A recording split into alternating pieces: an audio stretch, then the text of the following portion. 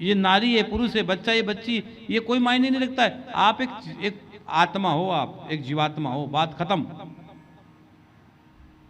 भगवान ने आपको जीवात्मा बना के भेजा है। तुम एक जीवात्मा हो और जीवात्मा एक शरीर तुम्हें दिया है। ये शरीर इसलिए, पिंड इसलिए दिया है, उस परमात्मा की प्राप्ति के लिए पिंड दिया है कि इस पिंड से तुम कोई अच्छा काम कर लो, भजन कर लो, सत्संग कर लो, दान कर लो और भजन कर लो। इसके लिए पिंड दिया है, शरीर दिया तेरे को। लेकिन उसकी दृष्टि में तुम सिर्फ एक जीवात्मा हो। नर और नारी का भेद वहां कहां है?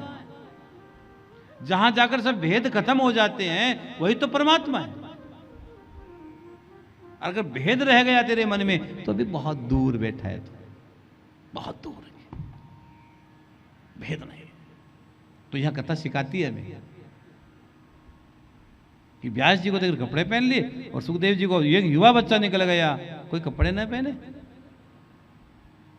तो भाई, और वेद व्यास जी, सुखदेव जी वहां से गए और चलते चलते जा रहे, चलते जा रहे, चलते जा रहे, और अंत में जाकर एक कंदरा थी, एक गुफा थी, गुफा के अंदर जाकर बैठ गए। जय सिया राम। गुफा के अंदर जाकर कौन बैठ गए? सुखदेव जी। व्यास जी ने देखा, इधर उधर देखा, इधर देखा कि देखा रे वही तो बच्चा तो समाधि में बैठ गया। उसको लेके कैसे जाए, घर कैसे लेके जाएं इसको? तो एक काम करते हैं, अब इसको भागवत का श्लोक सुनाते हैं। भागवत ऐसा है, समाधि लगाती भी है और भागवत समाधि तोड़वाती भी है। हाँ, क्या मैंने कहा ना, जैसे भागवत दोनों स्थिति में मुक्त करती है, जीते जी और मरने के बाद। जीते जी सुनोगे तो ही मुक्त हो जाओगे, और मरने के बाद सबसे पीछे कोई कथा करवाई जाए तो भागवत करवाई जाती है। मरने के बाद किसी आत्मा के बीच सबसे ज्यादा कथा करवाई जाती है। कौन सी कथा करवाई जाती है? श्रीमद् भागवत महापुराण की कथा करवाई जाती है। इसलिए हम गया जी में भागवत की पोथी करवाते हैं, इसलिए गया जी में 2 टाइम कथा करते हैं। और सब अनुष्ठान होता ही है, सब पाठ होते ही होते हैं, लेकिन गया जी में स्पेशल हम 2 टाइम कथा गाते हैं। किसके लिए गाते हैं? पितृमोक्ष भागवत। किसके लिए? पितरों के लिए। हमें पता है कि जो सुनने सामने आया है वो भी मुक्त होगा, और जिसके लिए तुम कथा करवा रहे हो पूर्वजों के लिए, वो भी मुक्त होंगे। तुम कथा करवा रहे हो यजमान बन के, तो जब तुम भगवान को प्यारे होंगे तुम मुक्त हो जाओगे, और जिसके लिए तुम करवा रहे हो वो भी मुक्त हो जाएंगे। जिसके लिए तुम करवा रहे हो वो भी मुक्त हो जाएंगे, और तुम सुन रहे हो, तुम करवा रहे हो, तुम भी मुक्त हो। दोनों हाथों में लड्डू है।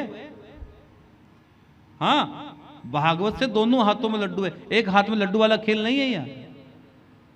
तुम्हारी भी मुक्ति है और तुम्हारे पुरखों की मुक्ति है, पूर्वजों की मुक्ति है। ऐसा ग्रंथ कोई हो ही नहीं सकता भाई, ऐसा ग्रंथ कोई नहीं हो सकता। तो समाधि में चले गए। अब भागवत जी के श्लोक सुनाए। अब श्लोक सुनाते ही सुखदेव जी के मन में अचानक एनर्जी आई। अरे भागवत का श्लोक, क्या बात है! भागवत का श्लोक सुनते ही सुखदेव जी ने कह दिया अपने पिता व्यास जी से, पिताजी एक आधा और सुनाओ ना। कि बेटा चल मेरे साथ घर पे, मैं संपूर्ण श्रीमद् भागवत कथा सुनाऊंगा तेरे को। कि पक्का? कि हाँ पक्का। तो पिता के साथ किस शर्त पर आए?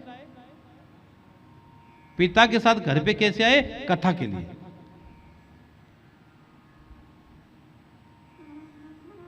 जो वो समाधि में जा चुके थे वो केवल कथा के लिए, भागवत कथा के लिए ध्यान छोड़ दिया, कथा के लिए। इसलिए केवल कलयुग में सबसे बड़ा कोई प्यारा सा कोई साधन है ना मेरे भाई, सबसे प्यारा कोई साधन है वो कथा है। और में तो नियम, अब यज्ञ करोगे तो यज्ञ में छोटी सी त्रुटि भी रह सकती है, हर चीज में गलती की संभावना है। लेकिन भागवत कथा है, श्रवण भक्ति पहली है, सुनो नर उतरऊं पारा। तो मुझे कोई पूछे कि महाराज जी इस समय सबसे कोई सार वाली कोई बात बता दो, तो मैं तो कहूं कथा ही सार है। जैसे जीवन का सार चरित्र है, फूलों का सार इत्र है, और इसी प्रकार पूरे जन्म जन्मांतर की यात्रा का कोई सार है तो श्रीमद् भागवत कथा है, भगवान की कथा है, ठाकुर की कथा है। सुखदेव जी जैसे जो माँ के घर में सब उनको पता है, फिर भी वो पिता ने जब श्लोक सुनाया तो जाग पड़े वो। और पिता ने से कहा, पिताजी मुझे बिल्कुल सुनाऊंगा, चल मेरे साथ। तो केवल कथा को पाने के लिए सुखदेव जी वापस आए। तो आपको भी हम कह रहे हैं कि जिंदगी में सब काम छोड़ देना, लेकिन ठाकुर सेवा मिले, गोविंद की कृपा में पानी हो, कथा जब मिले तो उसको जरूर सुनना, जरूर सुनना, जरूर सुनना। 1000 काम छोड़कर स्नान कर लो, लाख काम छोड़कर भोजन कर लो, और करोड़ों करोड़ों कामों को छोड़कर प्रभु की प्राप्ति में लग जाओ, भगवान का भजन में लग जाओ।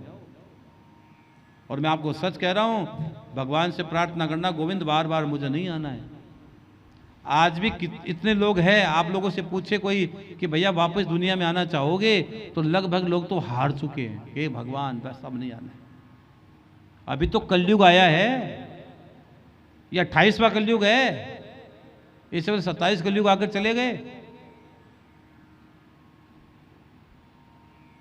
हाँ, अब कलयुग की थोड़ी सी अवस्था बीती, अभी से इतने घबराए पड़े हैं, तो आगे क्या स्थिति होने वाली है सोचो आप। तो बार बार कौन आना चाहेगा? बार बार नहीं, ठाकुर मैं तेरी सेवा करूं, तेरी कथा सुनूं और मुक्त हो जाऊं। और इतने लोग परेशान अपनी जिंदगियों से, इतने लोग परेशान, इतने लोग दुखी बैठे हैं। वो बोले भगवान, कई लोग तो कहते हैं भगवान उठा ले, कई लोग तो रोज कहते हैं ठाकुर मुझे उठा ले, मुझे उठा ले, मुझे नहीं जीना इस दुनिया में। लेकिन भाई वो सांसें आई है ना, वो तो लेके जानी है। तो रोक कर लो चाहे हंस के लो, वो सांसें तो तुझे लेनी पड़ेगी, और लेनी ही है तो फिर हंस कर लो। लेनी ही उन सांसों को है तो फिर हंस कर लो, क्यों रो रो के सांसें ले रहे हो? सांसें तो लेनी है। अब कई लोग तो फरियाद लगाते रोज, है भगवान मुझे उठा लो, ए ठाकुर मुझे उठा लो, मुझे। अरे भैया ऐसे कैसे उठा ले? कर्म का जंजाल तो भोगना पड़ेगा ना। अब तुम तो बड़ा साफ दृष्टि से बोल रहे, लेकिन कर्म का जंजाल तो बहुत भारी है, तो भोगना ही भोगना पड़ता है। कोई बच नहीं पाया इससे, तो न साधु बचा, न संत बचा, न महात्मा बचा, न राजा बचा, कोई नहीं बचा। न कोई गृहस्थ बचा, न कोई सदगृहस्थ बचा, सबके सब को भोगना ही पड़ता है। इसलिए हम आपसे कह रहे हैं मेरे बहन भाई कि जो काम है, इसलिए 1000 काम छोड़कर भोजन कर लो, 100 काम को छोड़कर स्नान कर लो, और करोड़ों करोड़ों काम को छोड़कर प्रभु की प्राप्ति में लग जाओ। इसी में तुम्हारा भला है और इसी में तुम्हारा फायदा है। ये सच है। और एक राजस्थान में कहावत है कि सांस ने आंच नहीं, सांस को कोई आंच नहीं है भाई। इसलिए आप प्रसन्न मन से जो मन में हो उसको बोलिए और उतारिए और कथा श्रवण कीजिए। हमें आडंबर में नहीं रहना है, हमें इधर उधर की बातों में नहीं रहना है, हमें अपने जीवन को जीना है। जीवन को जीना जीवन नहीं, जीवन को जानना जीवन है। जैसे जीवन को जान लिया वही सच्चा जीवन जी सकता है। नहीं तो भैया जीने को तो लोग खूब जीते चले जाते, मर जाते, उनको पता ही नहीं जीवन है क्या। बहुत कम लोग जीवन के मर्म को समझ पाए, जीवन के रहस्य को समझ पाए, परमात्मा को समझ पाए। नहीं तो आए और चले गए, क्या है? वापस तो मिलना नहीं है जन्म, कहानी खत्म। और ये भक्ति भी कोई गुरु गोविंद की कृपा से मिलती है, नहीं ये भी नहीं मिल सकती है। भटकते रहोगे, भटकते रहोगे, ये भी नहीं मिलेगा। ये भी कोई मिली है तो भगवान की कृपा से मिली है। नहीं, कहां भक्ति पड़ी है, कहां कथा पड़ी है? उलझन है। जीवन को उलझन को सुलझा सकता है तो ठाकुर का नाम सुलझा सकता है, भगवान का नाम सुलझा सकता है। इसलिए अब अपने लिए भी कथा का भाव। तो सुखदेव जी ने पिताजी से पूरी भागवत सुनी। अब पिताजी के सामने जाने लगे सुखदेव जी, तो व्यास जी के मन में आंसू आ गए कि बेटा तू जा रहा है। तो पता है पिताजी के सुख के लिए, जब मेरे पिताजी को सुख मिले, पिताजी के सुख के लिए एक छाया सुख का निर्माण किया है। किसने? सुखदेव जी ने।